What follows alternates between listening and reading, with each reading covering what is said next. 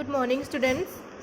Question number first है practical. On 1 April 2012 A and B commenced business with capital of 6 lakh and 2 lakh. 6 lakh रुपए A ने लगाए हैं, B ने लगाए हैं 2 लाख रुपए।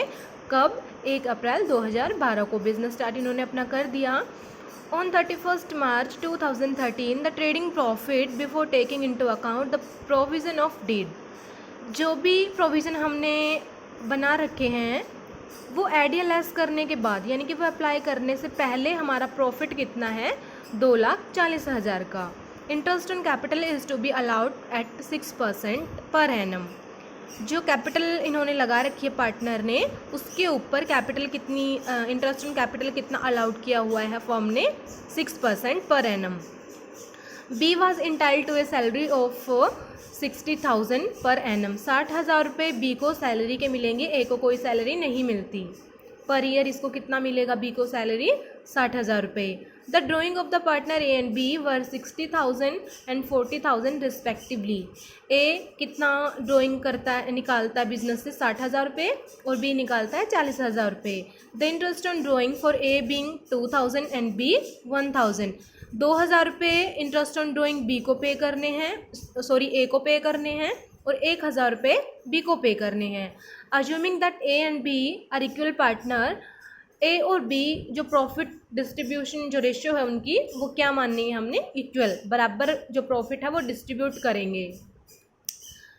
Prepare the profit and loss appropriation account and partner capital account as on 31 March 2013।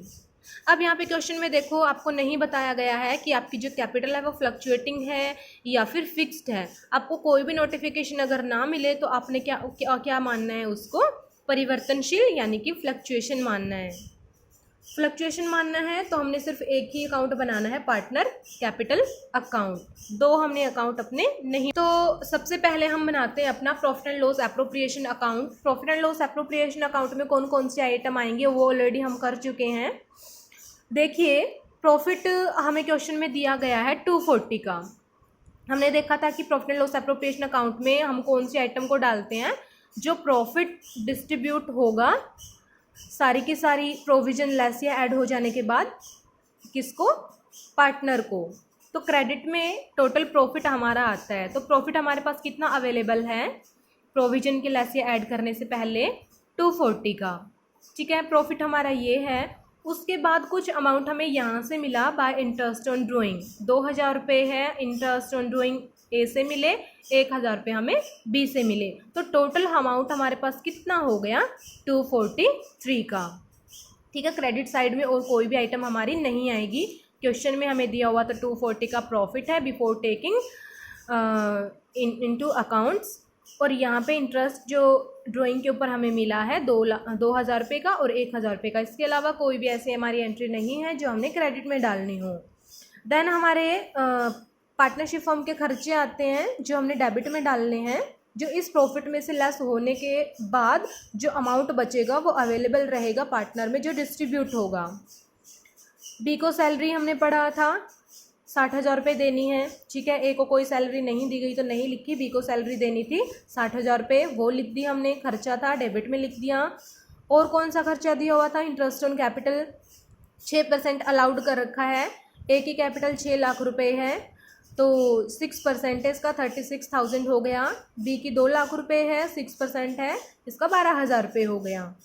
उसके बाद है और कोई भी ऐसा खर्चा नहीं है जो हमने पे करना हो पार्टनर को। बी को सैलरी देनी थी, वो दे दी, हमारे प्रॉफिट में से लेस हो गया ये। इंटरेस्ट ऑन कैपिटल अब वो पे करना था 36,000 का, 12,000 का, ये हमारा लेस हो जाने के बाद आपका अमाउंट अब बचता है 135। 243 में से आप ये चीज़ें लेस करोगे, आपका जो खर्चा है ये आपने लेस किया, तो अमाउंट अब आपके पास कितना अवेलेबल है? 135 का। तो 135 हमने पढ़ा था कि ए और बी है, इक्वल पार्टनर है, तो ये इसको इक्वल डिस्ट्रीब्यूट कर लेंगे 1/2 1/2। 67,500 बी को मिल जाएंगे, 67,500 ए को मिल जाएंगे। तो टोटल प्रॉफिट हमारा कितना है? 135। इस साइड हमने वो लिखने हैं आइटम जो हमारे प्रॉफिट को इंक्रीज़ करती हैं, प्रॉफिट और प्रॉफिट को इंक्रीज़ करने वाली आइटम यहाँ पे वो लिखनी है जो बिजनेस के खर्चे हैं, जो पार्टनर के ऊपर पैसा हमारा खर्चा हो गया जिससे हमारा प्रॉफिट ये वाला कम हो जाएगा। उसके बाद ये सारे खर्चे लेस हो जाने के बाद जो अमाउंट हमारा बचा उसको हमने बांटना है, जो भी रेशियो आपको क्वेश्चन में दी हुई मिलेगी। क्वेश्चन में रेशियो आपको इक्वल दी हुई है 135 को आप इक्वल डिस्ट्रीब्यूट कर दोगे, ठीक है। तो आपका प्रॉफिट ट्रांसफर कितना हो गया, ए की कैपिटल में और बी की कैपिटल में 67,500 और 67,500। देन क्वेश्चन में हमें ये भी नहीं अब बताया हुआ कि ये फ्लक्चुएटिंग अकाउंट हमने प्रिपेयर करना है या फिक्स्ड करना है। क्वेश्चन में कुछ नहीं बता रखा तो हमने इसको फ्लक्चुएटिंग मानना है, तो एक ही हम अकाउंट अपना ओपन करेंगे, पार्टनर कैपिटल अकाउंट। अब पार्टनर कैपिटल अकाउंट में हमने क्रेडिट में वो अमाउंट लिखनी है जो पार्टनर को मिलने वाली है, जो पार्टनर को मिलेंगी, और डेबिट में कौन से आइटम लिखते हैं जो पार्टनर ने पे करनी है बिजनेस को, ठीक है। डेबिट में हमने वो आइटम लिखनी है जो पार्टनर पे करेगा फर्म को, और यहाँ पे वो वाली आइटम लिखनी है जो फर्म पे करेगी पार्टनर को।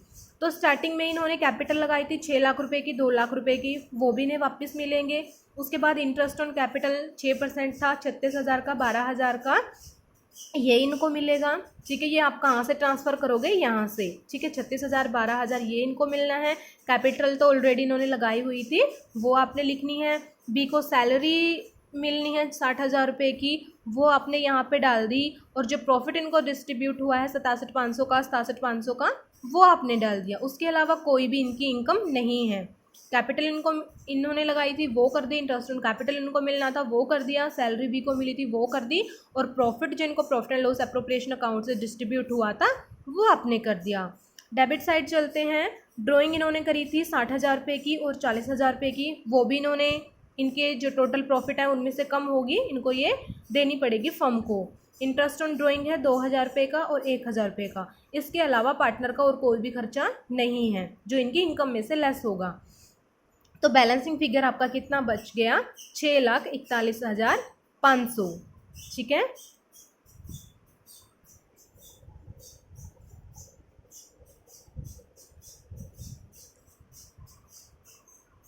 और बी का कितना बच गया, 2,98,500। हमारे जो क्रेडिट साइड है वो ज़्यादा आई है, यानी कि इनकी इनकम ज़्यादा है बट इनके खर्चे कम है। इनकी इनकम में से इनके खर्चों को लेस करने के बाद अब इनको कितना अमाउंट अवेलेबल होगा, इतना। इनकी कैपिटल अभी कितनी है, ए की इतनी है और बी की इतनी है।